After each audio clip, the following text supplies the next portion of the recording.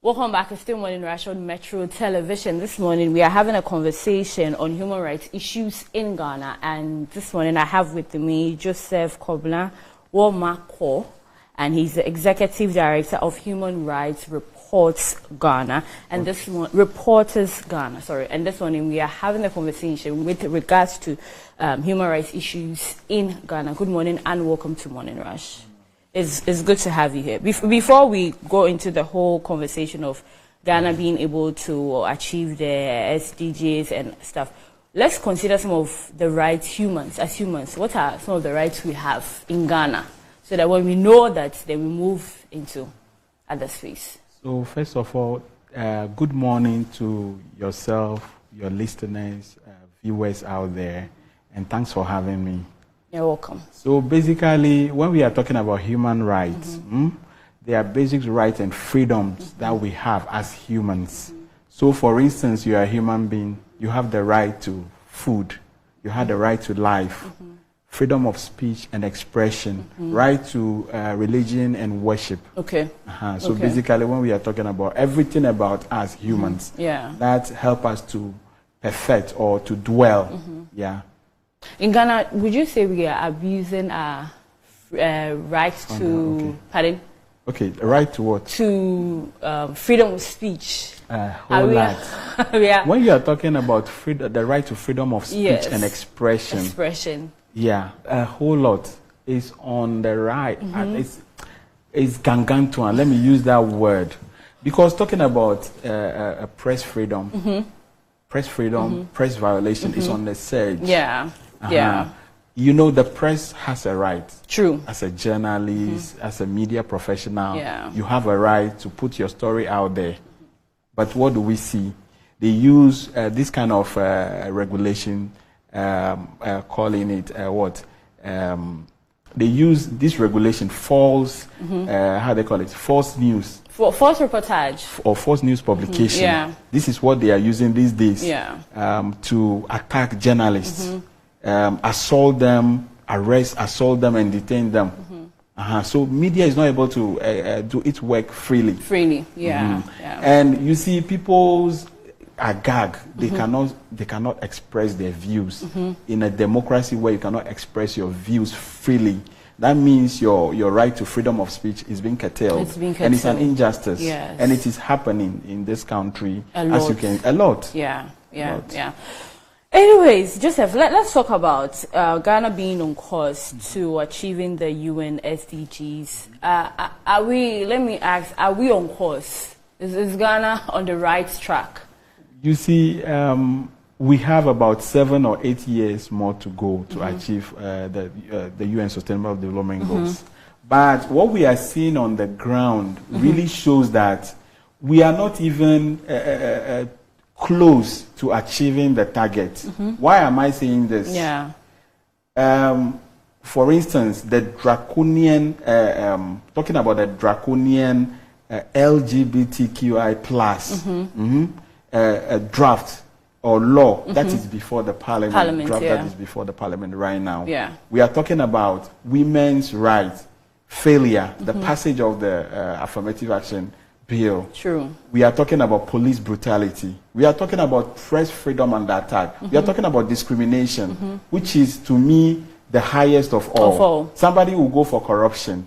Yes, corruption carries weight. I thought corruption would have been your first. Yes, that's what I was thinking everybody will look at. But then, discrimination. You see the whole lot of mental problems that we see these days. People killing themselves and others. You know, committing, how they call it, you kill yourself, committing suicide and others. Thanks for that. All these are signs to show that discrimination is working. You are being discriminated against in your workplace, in your churches, in schools. It is everywhere. For instance, even in the civic space where we work, there are discrimination. Even in the UN system, there is discrimination everywhere. And these are hampering our achievement with regards to the SDGs. So before we can achieve the SDGs, I will say that we need to do something about making sure that discrimination becomes a thing of the past. And all Ghanaians must consider that and work towards it. Yeah. So in a nutshell, Ghana, we are not on course in achieving it. We are not even We've close. Deviated. We've deviated. We have failed. We are just moving one step back, two steps forward. Yes. Yeah. But as a human rights defender, I know you've listed all these issues, but which is the biggest problem that we face in Ghana, and how do we go by addressing these issues? Oh, for me, like I said, I'll keep saying it, discrimination. Is for instance, I'll use myself as an example. Okay. I had a terrible accident, or I survived a terrible accident. That was in the year, I think, 2021. Okay. 2021 or Guess what?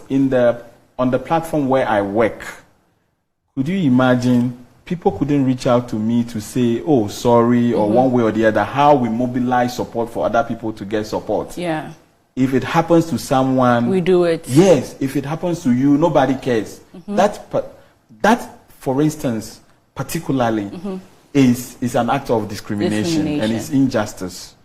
People are celebrating people when they have birthdays and others. On platform, they put their pictures out there, they're posting them. But when it gets to your turn, nobody look at you. Are you not a human being? You are. People discriminate against you because you have a marital status, because of your color, your complexion, because of your religious belief, because of your sexual orientation. Are there not issues, burning issues that we can look at and say, no, discrimination is at its height?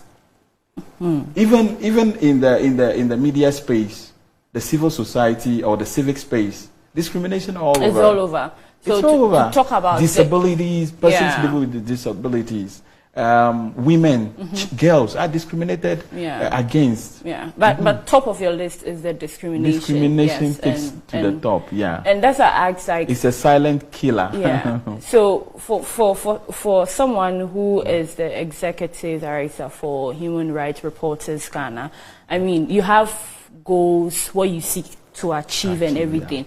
In the course of making sure that this thing is eradicated from the system, how do we address it? And how is the organization helping the situation? Yeah. So I believe in nationwide sensitization campaign. Where it will be a multi-stakeholder approach.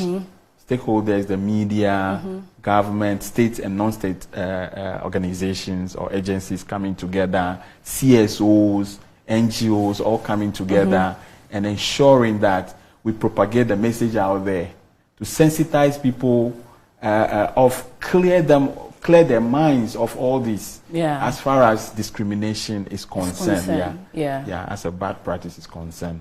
So sensitization, it should be a multi-stakeholder approach. My organization has started doing something because basically we stand to do what? To ensure that we address issues of human rights violations. So we began something with our project, which you are going to hear much more about. That even won us a global recognition, putting us on the global map. As far as SDGs implementation is concerned. So we did some sensitization on human rights, teenage pregnancy, tramadol abuse, and drug abuse. These are social issues that affect the youth. And you are trying to solve it. By so doing, we are making way, creating way gradually for Ghana to achieve the UN Sustainable Development Goals. And that's a good initiative. And if each and every one of us can take up that, basically we'll be moving forward. It's then not we'll only be one on the right person. course to achieving the SDGs. And then the non-state, the state, how they call it, the state actors must also support our state institutions, giving us permit and all that. It will surprise you that we were in schools earlier. They will not allow us into the schools, even though the issues are there. Teenage pregnancy is on the rise, the use of tramadol or substance among the youth.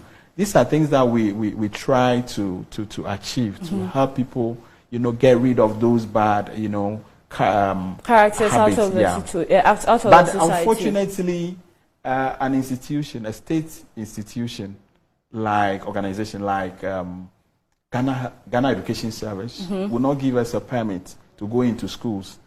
We send them a letter that they should give us for requesting for permit. The next moment you go, they tell you the letter is missing. You'll be going and be coming back as even right. Till now. Till now. Those are the challenges that you face. Yes, till now we couldn't get that permit to go into some, even though our project has made an impact. But it would have done much better than that if we happen to get a permit. So the state actors, the state institutions are failing us, particularly under the former one, Professor Amankwa.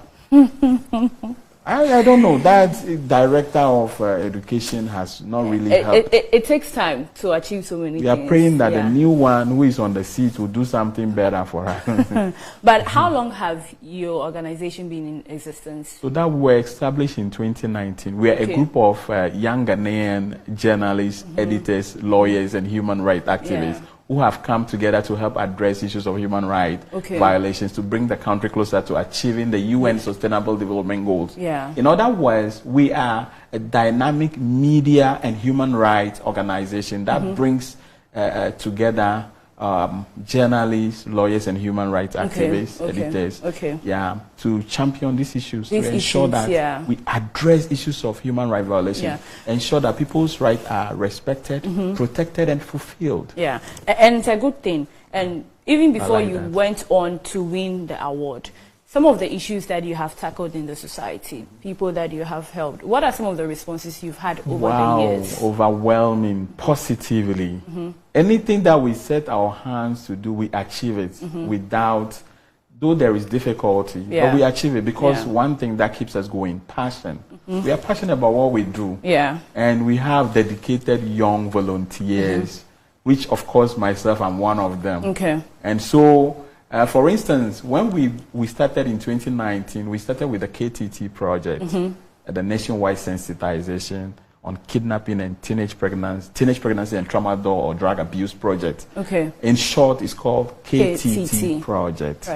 So we were in communities, we were in PTAs, we were in churches, marketplaces, sensitizing people on these three important issues.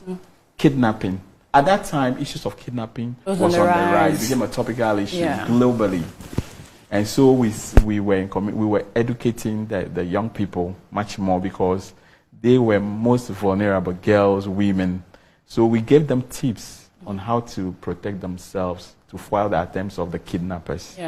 And on top of that, we were giving information on their rights, teaching them on their rights. You know, basically people don't know their rights, and that's why most of these atrocities keep happening.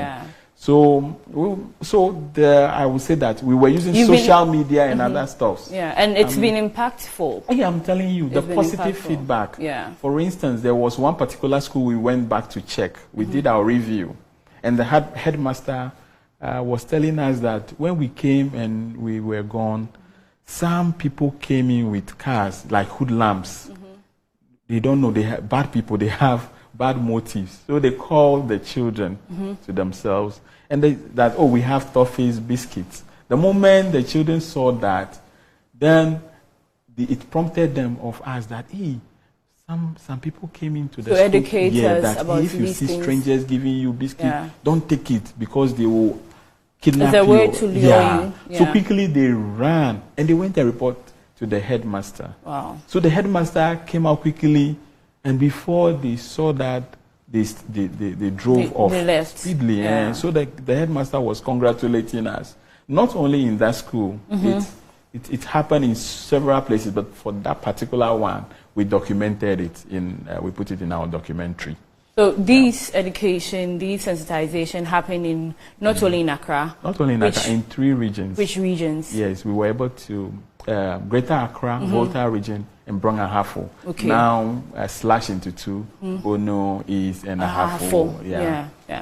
So moving forward, over 60,000, we're able to reach over 60,000 population because we have people around across to help the project. The impact was great. And moving forward, which other regions are you considering? So we are considering expanding to cover all the 16 regions. We want to target the Western region, but we need support. The challenges that we have, one has to do with the permit, the state institution, for instance, the Ghana Education Service and other stakeholders now supporting us. And we need collaboration from civil society organizations, government, non-governmental organization. We also even individuals. Yeah, individuals. Anyone watching and wants people who want to support the good cause.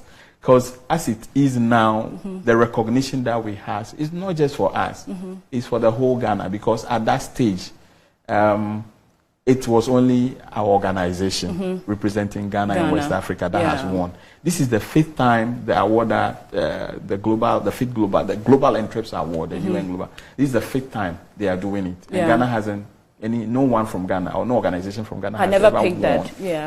Until we got so we have the world title as it is now. But that's why we need to be celebrated.